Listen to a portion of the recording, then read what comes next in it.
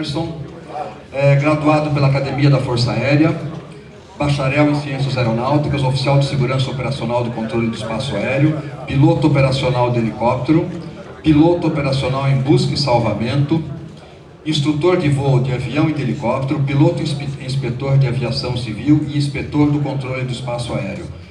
Tem muito a nos ensinar. Coronel, é teu. Agradeço. Na verdade, temos muito a aprender sempre. Bom, a intenção era fazer na palestra, era de um modo bem sucinto, tratar sobre essa nova circulação, principalmente com enfoque da aviação de asas rotativas. Nós tivemos algumas alterações aqui no horário das palestras, e estava previsto encerrar às 18, então eu fiz um acordo com o pessoal da coordenação, para que a gente falasse mais rapidamente então, sobre essa questão de nova circulação, principalmente com foco do que motivou essas modificações, tá? E depois a gente abrir para as perguntas, que eu acho que vai ser isso que realmente vai atender às expectativas de vocês, tá? Então, nova circulação da TMA São Paulo, porque também, digamos assim, eu não vou estar apresentando tecnicamente do Rio, mas seguiu mais ou menos a mesma filosofia e a mesma lógica. A apresentação, o controle está... Ok. Pode mandar. Senhores, eu tenho assim, embora esteja aqui formalmente representando o SRPV, eu vou procurar dar um caráter um pouquinho mais informal à apresentação. Conheço parte significativa da plateia, os que eu não conheço de qualquer forma também, peço que tenham toda a liberdade das perguntas, façam as colocações, e tenho a certeza do seguinte: independente desse trabalho ter sido fruto de um envolvimento de mais de um ano, nós temos certeza que tem muitas coisas a serem aperfeiçoadas e ajustadas nesse processo, tá? E vão ser ajustadas principalmente com a participação das associações, as participações daqueles que têm sugestões e que realmente apontem os pontos que estão inadequados, os pontos que precisam ser ajustados por motivo de segurança. E esse processo, já em janeiro do ano que vem, nós já vamos começar a colher as informações para os ajustes que precisam ser feitos, tanto na TMA São Paulo, quanto na TMA Rio de Janeiro, tá? Então, primeiro, quais foram os objetivos principais desse projeto? A IC anterior apresentava diversas incorreções. Primeiro, vamos lá, não era uma incorreção, mas era a questão do tamanho, né? A realidade do tamanho daquela carta dentro do painel da aeronave, principalmente para quem voa single pilot, era bastante complicada, tá? Então, o nosso intuito era reduzir o tamanho da carta, nosso intuito era implementar melhoramentos, nós tínhamos a necessidade de adequação às normas técnicas de simbologia, de adequação das próprias informações que tinham nas cartas, tínhamos uma demanda muito grande de ajustes, de coisas do tipo frequência de coordenação na área do litoral. Havia uma reclamação constante de pilotos por causa de pontos onde tinham frequências que o piloto usava um usava um 2, 3, 4, 5, outro usava uma frequência de coordenação de helicóptero, outro vinha com coordenação de avião, e aí chegava em pontos de conflito, principalmente em épocas de grande fluxo, que é o que acontece normalmente.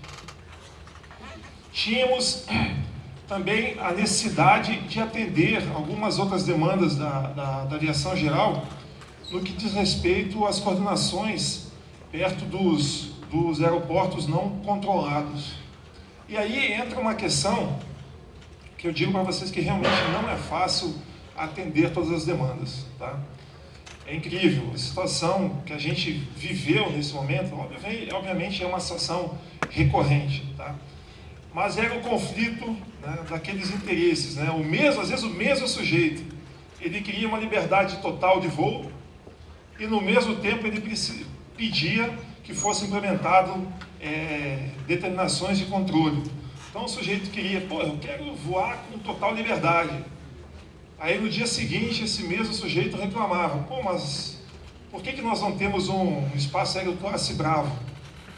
E aí você ficava a gente viveu muitos momentos, vivemos muitos momentos a pergunta do tipo, principalmente no que diz respeito a avião.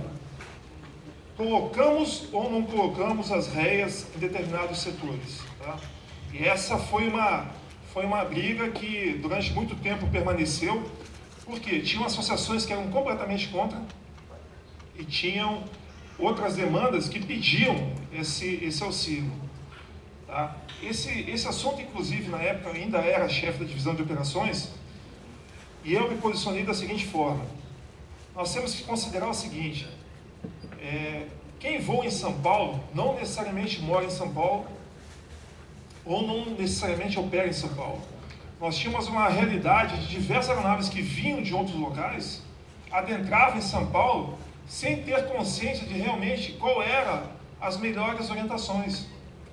E esses pilotos chegavam, às vezes, sem ter um contato mais próximo com a realidade de São Paulo, e vinham repetidamente, ou colocando em algumas situações de risco, RA, TA, ou recebendo auto de infração, ou atrapalhando algum fluxo de tráfego. Então, o posicionamento de criar as réias, por exemplo, agora estou focando mais nas réias, porque, embora o foco aqui da apresentação seja as rotas especiais de helicóptero, onde não tem rota especial de helicóptero, o avião, os helicópteros, no caso, se adequam às rotas dos aviões. Tá? Então a intenção foi essa, foi atender não somente quem voa em São Paulo, mas quem vem de fora de São Paulo. Teve situações, é claro, que não se apresentam nessa realidade. Mas nós tivemos uma situação, por exemplo, no Rio de Janeiro, no ano passado, começo do ano passado, de um piloto que veio, se eu não me engano, no interior do Paraná. Ele veio para o Rio de Janeiro fazer o voo, e o cenário foi degradando da meteorologia. Esse sujeito se colocou numa situação, obviamente, recebeu um auto de infração, né? A gente fala assim, mas auto de infração? O problema é o seguinte, independente de ter o caráter punitivo ou não, aquilo ali, primeira questão, ele tem que ser apurado, tem que se entender o que estava acontecendo. Mas eu digo para vocês o seguinte, na leitura, quando tinha a degravação das comunicações, na segunda página da degravação, lendo ela, eu já me senti ali naquela situação de eu estava tremendo frio. E foram 6 páginas de gravação das comunicações dele. Imagina o seguinte, o cara chegou, vinha para Santos Dumont, aí arremeteu, uma nova tentativa, não conseguiu, subiu, teve que tentar Galeão, entrou numa sequência de tráfego aéreo, o cara ficou com baixo combustível, se perdeu, teve coordenação.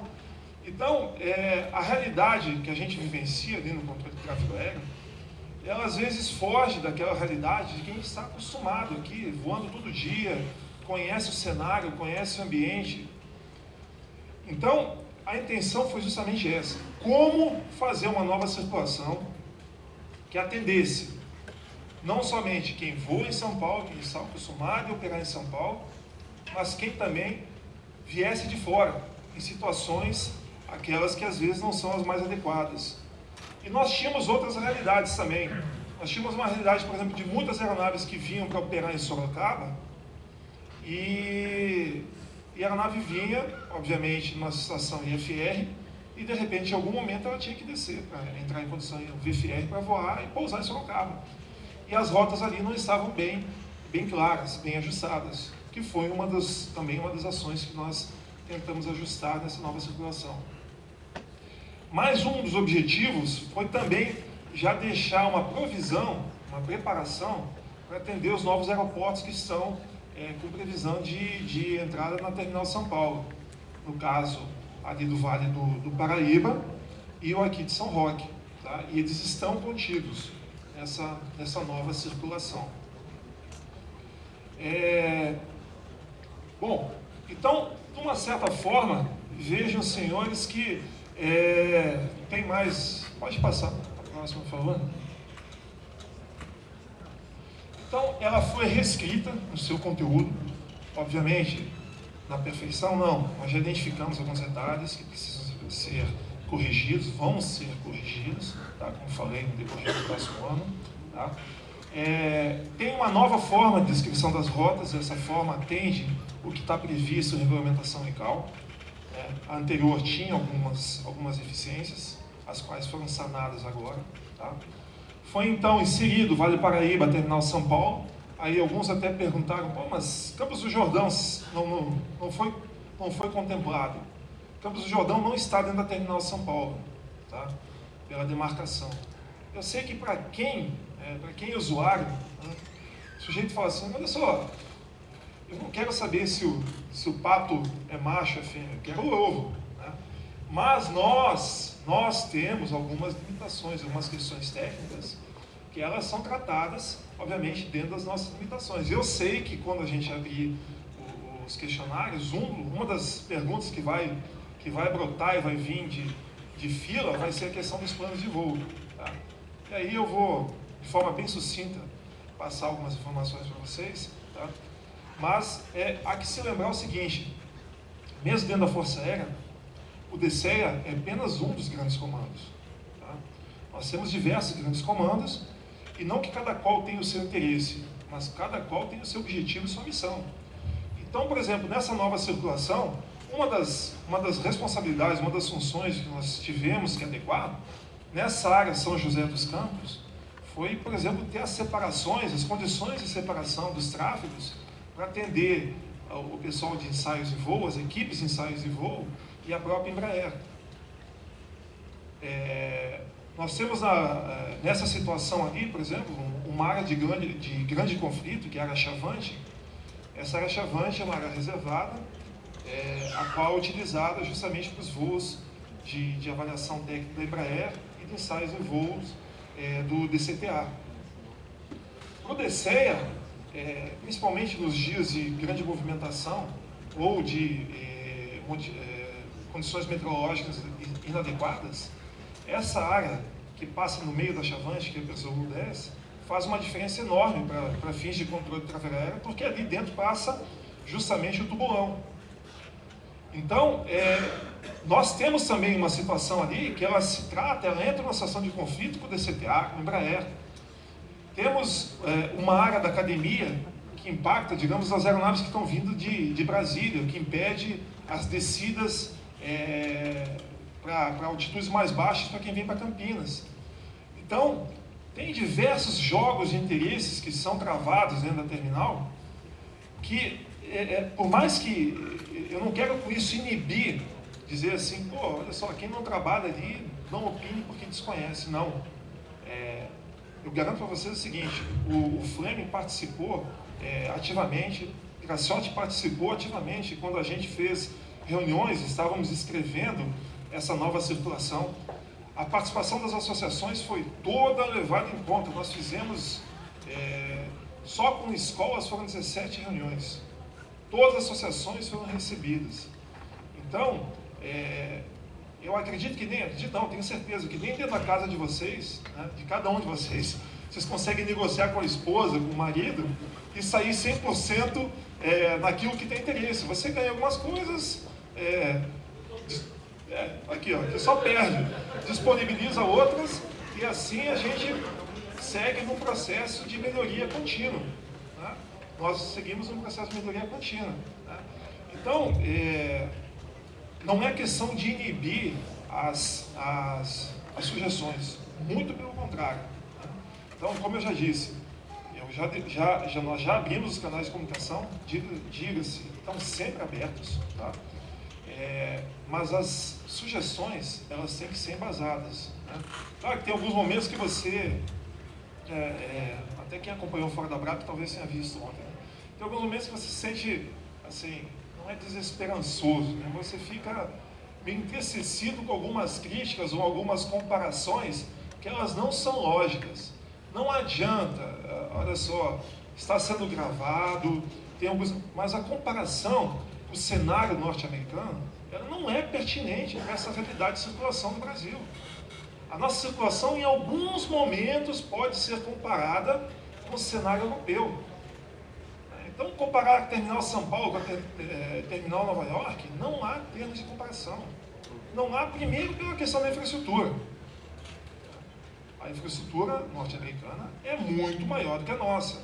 Segundo, basta você olhar a carta da Terminal Nova York, você vai ver que, basicamente, todos os aeroportos têm as suas pistas alinhadas.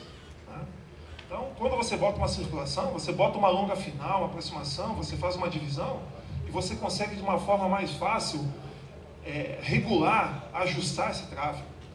A Terminal São Paulo, você tem Congonhas com pistas com uma direção, que são conflitantes com Guarulhos, que são conflitantes com Campinas, e tem Marte no meio, São José numa outra borda, Jundiaí, Sorocaba, e uma realidade que ela se conflita somada com morros no meio, com condições meteorológicas que mudam com uma frequência contínua. Então não é a mesma realidade, gente, tá? E digo mais ainda, tem outros problemas que impactam nisso. A própria questão das coberturas de VHF, cobertura de radar. Por exemplo, uma aeronave, nós tivemos aquela questão do acidente do avião com o candidato a presidente, no qual inclusive saiu o relatório semana passada. Então, você não tem uma condição, hoje em São Paulo, o radar pega até determinada altura, mas ele não consegue pegar até a parte do solo. Mas isso é uma condição geográfica, o radar se comporta igual no Brasil, Estados Unidos, na Rússia, qualquer lugar, o radar é igual. É mesmo a transmissão VHF, mas nós temos uma questão geográfica, uma questão de terreno que ela modifica. Então, só nessa questão que a gente apela, por favor, tragam as boas sugestões, mas não queiram que a gente coloque exatamente, ipsis literis, igualzinho que se faz, não tem condições. A realidade é outra. Então, vamos buscar melhorias? Vamos. Mas uma das coisas que eu coloquei, por exemplo, na questão da entrada nas aproximações para Guarulhos, então, teve uma carta ali que ela foi criticada, que foi feita uma coisa mirabolosa. No ano passado nós tivemos um simpósio com uma equipe americana, tá? Tinha representantes da GEPSE. O cenário que eles tinham, inclusive porque eles foram contratados para isso, e a solução que eles deram era a solução que já estava sendo desenvolvida, exatamente na mesma linha. Por quê? Porque não tinha nada muito diferente para se fazer naquele cenário. Entendeu? Outra coisa, às vezes se compara, mas você tem um aeroporto como Heathrow, então tá bom, vamos para a Europa, você tem Heathrow, por que você não pode usar soluções semelhantes? Heathrow, por exemplo, tem uma característica, que eles têm os horários lá de decolagem, que são só aeronaves classe Fox e Echo. Outro horário, que começa a classe Delta. E aí, depois de 10 da manhã, 9 da manhã, começa a classe Charlie. Mas o helicóptero nem aproxima de lá. Se ele faz uma aproximação, é uma aproximação visual, tá? Ou em alguns horários específicos. Mas então, essa característica do mix que a gente tem de operação, ele dificulta demais. Para qualquer pessoa que trabalha com planejamento, sabe que o nirvana é você buscar sempre aquela questão de você ter estabilidade nas informações. Quando você tem estabilidade, isso é maravilhoso. Agora, quando você tem um cenário no qual você aproxima uma aeronave com 170 nós na final, logo na sequência tem um rapaz vindo com 90 nós, você perde completamente as questões de planejamento. Tá? Mais uma das coisas, foi isso, acho que boa parte de vocês acompanhou, foi traçado todo um cenário pelo SRPV, no qual previa algumas modificações para Guarulhos, no que diz respeito à aproximação simultâneas. Tá? Isso foi um trabalho feito junto com a TAM.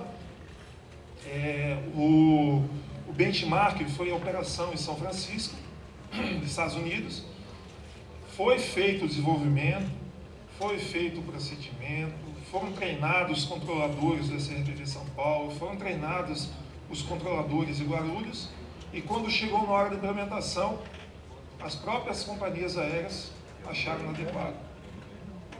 Então, mais uma vez, nós temos a certeza que nós não podemos nos deitar em berço esplêndido. Tá? O que motiva a mudança são justamente as sugestões, as reclamações, tá? Faz parte e o cenário vai estar sempre numa condição de mudança. Tá? Nós estamos preparados para isso. A única coisa que se pede é justamente isso, que seja feito via associação, via grupos de trabalho, e críticas por si só, principalmente aquelas que vêm denegrindo, que botam termos de comparação, elas não ajudam em nada. Tá? Elas não ajudam, elas não implementam, elas não complementam, e acaba que o sujeito que faz tem esse tipo de comportamento acaba perdendo justamente a própria credibilidade dos canais de abertura junto aos órgãos representativos. Tá? Bom, a nova circulação, algumas coisas só que eu conversei com o Fleming e ele pediu para ressaltar. Tá? Alguns detalhes são muito importantes. Primeiro, tem alguma orientação com relação à nova fraseologia. Não é a nova fraseologia. A orientação é ser justamente o seguinte: frequência e coordenação, volta e meia a gente observa o sujeito batendo papo, para coordenação, aeronave e tal. Então, tem uma nova fraseologia ali que pede que seja cumprida daquela forma, que é para justamente tentar otimizar a utilização desse canal de comunicação, seja ele na frequência de coordenação de helicópteros ou de avião. Então, o que se pede é justamente isso, a gente doutrinar o uso. Se quiser bater papo, descobre uma frequência alternativa e faça o bate-papo aí, mas ali vamos procurar doutrinar essa questão. Tá? Outra questão que foi pedida pelo Fleming é justamente o seguinte: quando se decola de aeroportos ou aeródromos não controlados e se tem a intenção de alguns aeródromos dentro da terminal, foram reservadas algumas frequências para serem inseridas, as quais já dão um indicativo para o controle da localidade onde o piloto está indo. Isso facilita demais o uso do transponder, tá? A própria coordenação de tráfego aéreo. Mais uma das coisas que foi também ressaltadas, que foram pedidas, foi justamente o seguinte: nós ainda temos algumas situações de TA, ou até mesmo RA, em alguns aeroportos, principalmente Congonhas e Guarulhos. Campinas, a gente espera com a nova definição ali da terminal, deu uma facilitada. Mas Congonhas e Guarulhos, boa parte das vezes, a gente percebe ali que são situações que são de irresponsabilidade. Tá? O duro é o seguinte: quem está na palestra aqui, provavelmente não precisa escutar isso. Né? Normalmente elas acontecem com quem não está nesses momentos. Tá? Essa que é a grande realidade. Essa questão de Guarulhos, todos os indícios apontam para uma determinada operação de um grupo. Né? A gente mais ou menos sabe. O problema é você conseguir ratificar, pontuar e determinar que são essas pessoas que estão desligando o transponder na final, porque ocasiona volta e meia até arremetidas de aeronaves internacionais.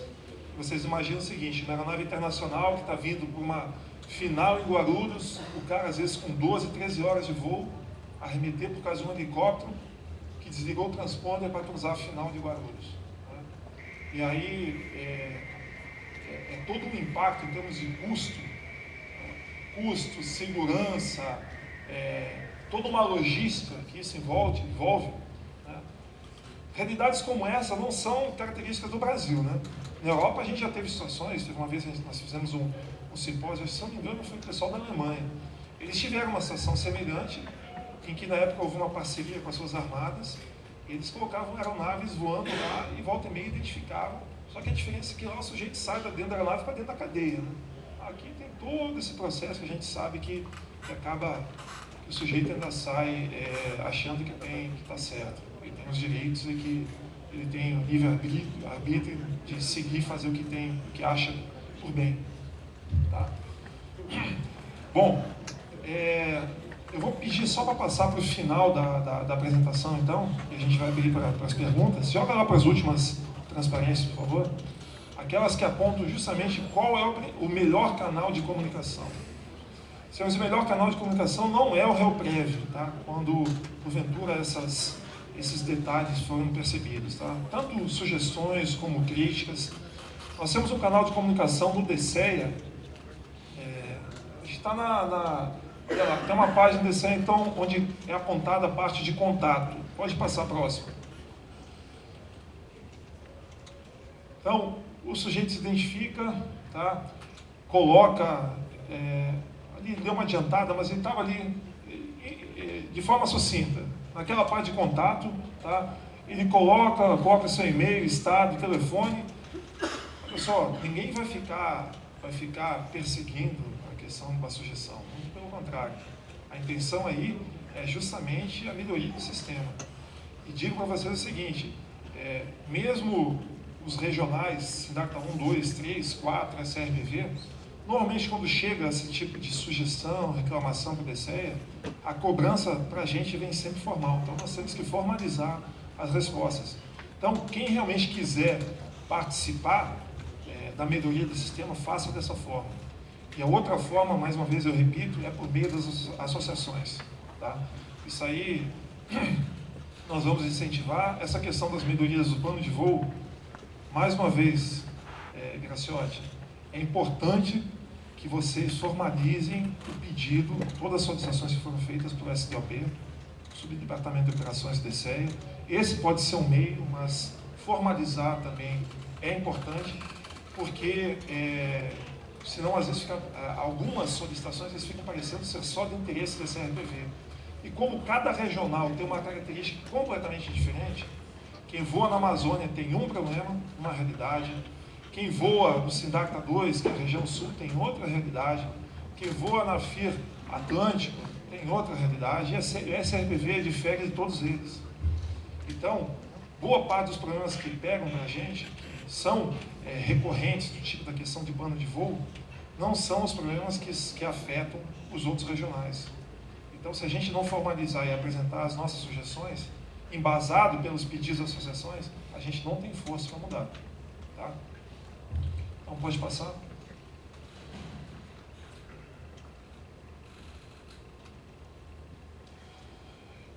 Nós deixamos, então, especificamente ainda, além desse canal de comunicação, isso é bem importante, tá? Nós divulgamos um e-mail, tá? Esse e-mail ele vai estar aberto, e a partir de janeiro nós vamos começar uma nova rodada de ajustes e alterações da nova circulação. Então eu peço que, por favor, quem está voando, tá? Quem está voando, está sentindo o problema, faça sugestões, olhe o cenário como um todo, apresente sugestões, apresente os problemas, os erros que foram percebidos, para que a gente implemente o sistema e possa atender as demandas de todos os usuários. Tá? Só a última. A última. Mais uma. Isso. Então, senhores, aí fica o recado e a partir de agora a gente abre para as perguntas.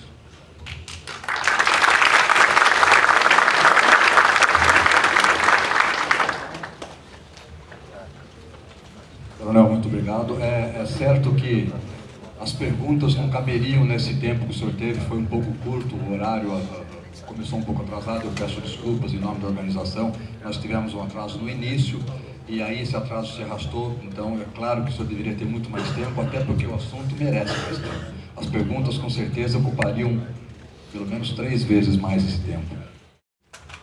Enquanto o pessoal está se posicionando, em relação à questão do plano de voo, no início do ano passado, os que recordam, a gente até emitiu um NOTAM acerca da não obrigatoriedade do plano de voo da terminal para quem decolasse de local não coordenado para local não coordenado. Tá? Obviamente aquilo era uma expectativa que nós tínhamos de fazer um levantamento que diz respeito a atendimento às necessidades. O que acontece é o seguinte, o DCEA e toda a estrutura do controle do espaço aéreo, ele trabalha de uma forma complementar junto com defesa aérea. Essa é uma característica sui generis do Brasil. Tá? Então, os mesmos radares que servem para controle de tráfego aéreo servem para defesa aérea. Então, as mesmas informações que a gente utiliza, a defesa aérea utiliza. Qualquer modificação no que diz respeito a plano de voo, ela tem que ter o aval hoje da parte de defesa aérea. Então, ciente dessa questão, o que aconteceu? Com o passar dos anos, não somente a defesa aérea passou a utilizar os planos de voo como forma de coordenação e monitoramento de tráfego, como também a ANAC, por meio do DECERTA, passou a fazer a aferição dos seus voos, a aferição de condição de piloto, de aeronavegabilidade, com base nos planos de voo. Então o sujeito vai lá, logo quando você digita, ou quando o sujeito da ES começa a digitar o código ANAC do piloto, o sistema já interligado com o DECERTA, ele já passa a fazer a verificação das condições do piloto, tanto do que diz respeito ao seu CMA, a validade da sua habilitação, na sequência da condição da aeronave. Tá? Ciente dessa questão também, desse funcionamento, a Receita Federal também faz uso dessas informações para fazer as suas verificações quando necessário. E também a Polícia Federal. Então, volta e meia nós temos demanda da Receita, da Polícia, para verificar a condição de aeronave, para determinar o impedimento da aceitação de plano de voo, ou pedir rastreamento de determinados voos. Então, em suma, o que está acontecendo no presente momento? Decorrente dessa demanda, nós já emitimos documentos, estamos trabalhando com o DCEA tem um bom tempo. O DCEA está em contato, em coordenação com a defesa aérea, com a finalidade de ajustar as áreas de interesse de defesa aérea. Tá? Então, são áreas, obviamente, de informações de segurança, onde o monitoramento de tráfegos ele é mais intenso, por diversos motivos. Tá? E essa tem uma decisão que ela é uma parte de segurança, tem uma parte que são política, mas, enfim, essas tratativas estão ocorrendo. Tá? A nossa expectativa num primeiro momento, agora, tá? Nós devemos estar emitindo um NOTAM, o qual a primeira intenção dele é aceitar o plano simplificado dentro da Terminal São Paulo e da Terminal Rio de Janeiro, tá? Além do plano completo. Obviamente, a gente sabe que isso não atende a demanda. A demanda, o pedido é justamente esse, né? E a gente sabe qual a realidade. Como é que o piloto de helicóptero que decola para fazer 6 pousos em localidades distintas, às vezes pegando um passageiro numa de ponta, levando para outra, como é que ele vai fazer 6 planos de voo? Isso todo mundo sabe que não atende o tempo, não atende a dinâmica, mas essa mudança ela só vai ser possível quando o DCEA receber a resposta da Defesa Aérea e quando for modificada a ICA 100-11 que diz respeito ao plano de voo. E ela já está, digamos assim, no forno, com algumas alterações. A intenção é atender, ela não vai ser, mas olha só, essa expectativa ela não depende só do DCEA. A FIR também está nesse bolo, tá? É mais uma das atuações. Existe uma expectativa com relação às salas AIS. O nosso planejamento, o planejamento do DCEA, ele já previa para esse ano, ele teve um delay, já está concluído. Que as centrais AES, as salas AES ser todas encerradas, nós teríamos uma central AES no Rio de Janeiro, vai ficar no CGNA, com backup em São José dos Campos. Esse é o projeto, esse é o planejamento. Só que é claro, né, quem trabalha com a parte de telecomunicações do Brasil, sabe que a gente tem deficiências bem significativas. E não adianta você implementar um sistema como esse e você não ter estabilidade. Enquanto você não tiver estabilidade, a garantia que você tem backup, que você tem sistemas que atendam tanto a área São Paulo como a Amazônia, como a área da FIR Atlântico, como a área da FIR Curitiba, você não tem condição de implementar isso com 100% de segurança. Tá? Então, esses são os passos que estão em andamento. Tá? Só que algumas coisas são do interesse, só que algumas outras ficam, tem como limitação até, inclusive, a parte técnica, tá? Além da normativa.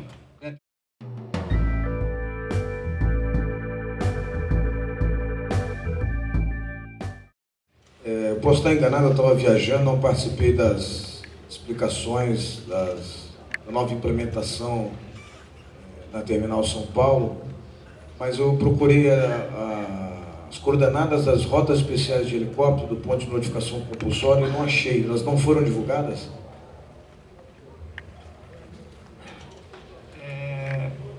Bom, os pontos de notificação compulsória, basicamente a circulação de helicóptero não mudou. Né? Teve algumas modificações ali perto da marginal Tietê, né? Perto ali de quem segue para Guarulhos. Algumas coisas que alteraram naquela questão, o restante permaneceu basicamente a mesma coisa. Eu te pergunto que tem alguns pontos novos, né? E aí você vai fazer um plano de voo, aí pede a coordenada desse ponto novo. E como é que a gente vai saber? Eu soube que numa palestra foi dito que não foi divulgado, não sei se é verdade, foi o que eu ouvi na aerovia, que não foi divulgado porque os pilotos poderiam fazer um mandrake. Eu fiquei bem assustado. Foi isso mesmo? Não tem nada a ver? Não tem nada a ver. Na verdade, assim, como as modificações foram muito poucas, eu acho que talvez até tenha sido uma deficiência. Tá?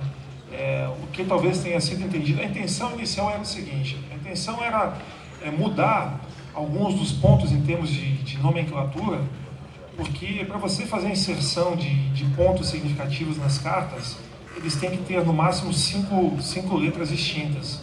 Tá? Senão, o sistema de implementação previsto mesmo e tal, tanto para você botar numa carta Jepsen como as cartas nacionais, eles não aceitam que você faça conversões. Então, tipo assim, você vai falar de uma interligação Ana Rosa, por exemplo. Ana Rosa, você tem 6, né? Você tem 7. Tá? Então, você teria que reduzir para 5. Então, você teria que fazer Ana Ró. E aí, isso poderia gerar um pouco de dúvida para os pilotos, falarem, pô, mas já está mudando coisas que são clássicas, sendo que você não mudou nem a circulação. Então, a intenção talvez para a próxima rodada, fazer essas modificações de forma que você, inserindo o nome no próprio plano de voo, o sujeito da sala ES já tem essa coordenada automática. Tá? Embora já tenha sido tratado, tenha sido enviado um documento pela SRPV para todas as salas ES, no sentido de padronizar, no sentido de facilitar essa comunicação. Ou seja, quando você passar uma nova posição cebolinha, posição cebolão, o sujeito da ES já tem essa coordenada automática. Essa foi a intenção. Seria o ideal, né?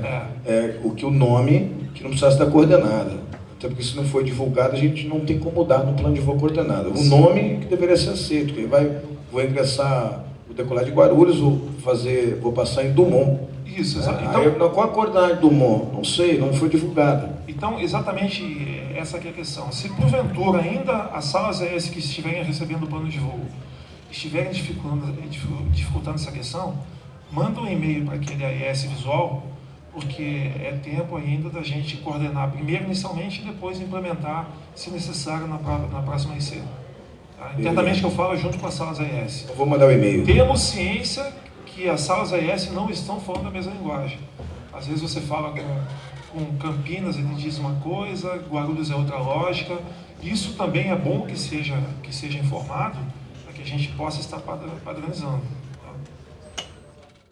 Coronel, boa noite. Não deixa de ser uma crítica, mas ela é uma crítica light e eu acredito que seja construtiva. Eu participei da palestra no Campo de Marte, acho que foi a última que teve. No dia seguinte eu enviei a dúvida pelo contato que foi solicitado e até hoje não recebi resposta. Pelo que eu soube, não fui o único que não recebeu resposta na dúvida que encaminhou. Eu acho que seria bacana os senhores darem uma olhada no que está acontecendo, porque a resposta da dúvida não veio, mas eu não deixei de parar de voar. Então, seria bacana dar uma olhadinha lá aonde é que essas dúvidas pararam. Você está na caixa de e-mail lá, para ler. Mas vou passar a orientação amanhã, para deixar. Pessoal, boa noite. Emerson, só estou com uma dúvida. A gente tem apresentado o plano de voo para todos os voos que a gente tem feito, e principalmente na chamada do controle, sempre é questionado procedência, destino, e a gente informa conforme o plano de voo. Isso nunca é recebido. Então, eu não sei se o intuito é questão de segurança, arrecadação, receita. Eu fico até preocupado na questão do SAR, porque se o plano não tem ciência do voo, por que tem essa falha de comunicação na apresentação do plano e do recebimento do órgão de controle? A questão é a seguinte, o fato é que os planos que são gerados dentro do espaço aéreo Golf, né, que tem o intuito de voar no espaço aéreo Golf... Não, mas é voando no Delta também. E quando ele não tenha o sentido de local órgãos coordenados, tá, realmente nem sempre ele recebe o tratamento. O próprio filtro é realizado. Acontece o seguinte, ele tem diversas destinações, como eu te falei. Às vezes a destinação você pode não ter recebido no órgão de controle, mas ele pode ter recebido na defesa aérea. Então, o teu plano ele pode estar lá latente, tá? E a qualquer momento ele pode ser resgatado. Acontece que, na prática, para o controlador, pode ser que realmente ele não tenha sido indicado. Como eu te falei, existe realmente uma lacuna nisso, tá? Com relação aos planos que não têm o interesse do órgão de controle. É por isso que a gente também, do ponto de vista SRPV, nós batemos essa questão no sentido da não exigibilidade em algumas condições, tá? E obviamente a gente sabe dessa deficiência, é um ponto negativo para nós, tá? Embora, ratifico para você, quando você quiser resgatar o plano, quando o controlador precisa resgatar o plano, ele sabe resgatar. Só que para ele, naquela situação, os planos que não envolvem a condição IFR, eles entram numa caixa onde ele tem que buscar manualmente, eles não vêm automaticamente na tela. Quem já visitou o app e a torre sabe que os planos são disponibilizados automaticamente na tela. Eu visitei essa semana, inclusive eu até perguntei isso para eles, e assim, já aconteceu de falar, não, conforme plano de voo. Ele falou, não tenho acesso ao seu plano de voo aqui, eu já ouvi essa resposta. Na verdade, acesso ele tem, só que ele tem que buscar manualmente. E às vezes, quando você pega uma torre mais complicada, como a de Congonhas, ele vai perder, pode ser que ele perca a sequência das coordenações que ele está fazendo. Mas será que no caso da utilização do SAR, isso não seria fundamental, essa agilidade? Não, mas isso que eu te falei, quando você tem todas as expectativas, por exemplo, vamos botar a condição do fato que aconteceu semana passada, daquele Robson 44, que foi sequestrado, tá? A partir do momento que deu 45 minutos, os órgãos de controle já começaram a entrar na situação de alerta. Tá? E já foi, antes mesmo das notificações, já estavam à procura do plano de voo. E ele só tinha plano de voo para condição visual. E o sujeito não tinha. Então, quando ele sai da condição de normalidade, os órgãos de controle vão à busca do plano de voo. Agora, veja só como essa tua pergunta é capciosa. Por que eu estou dizendo que é capciosa? Veja o seguinte... Um dos grandes debates, justamente na questão de você ter a obrigação ou não de passar o plano de voo, é justamente isso. Ele serve, então, para fins de coordenação, ele serve para fins de controle, ele serve para fins de defesa aérea, ele serve para fins de resgate, ele serve para fins de controle da ANAC, ele serve para fins de controle da Polícia Federal e da Receita Federal. E de cobrança. No caso desse que você citou, quando você não entra em área coordenada, você não tem cobrança. Efetivamente, vocês podem verificar lá. Se você não tiver nenhum tipo de comunicação, uso de auxílio, você não tem nem cobrança TAT, nem TAM. Tá? Não. Se você não for para a área coordenada, não tem cobrança nenhuma. Pode verificar. Tá? Se não for para a área coordenada?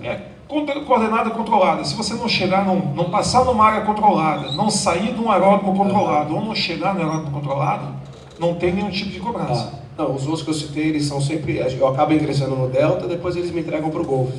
Todas as vezes em contato com o Delta, nunca foi localizado. Se você entrar em área coordenada, ele pode ter algum tipo de cobrança, caso negativo, não. Então vejam que essa questão, quando se pede para você não ter o plano de voo, né, você vê o seguinte, aí de repente pode chegar algum sujeito que tem uma situação de um acidente, de um incidente, e aí não somente do ponto de vista dele, da família dele, mas do ponto de vista jurídico, todo mundo perguntava, vem cá, a Força Aérea está fazendo. A Força Aérea que eu digo nesse sentido porque podia ser a Força Aérea, podia ser uma agência, está fazendo a parte de controle, mas está fazendo a sua função principal no que diz respeito a controle e coordenação. Então, vejo que essa discussão, embora o plano de voo ele não atenda a necessidade do piloto, não atenda o interesse desse RPV, ele coloca em algumas situações que pode ser que depois ele reverta contra até mesmo quem pediu.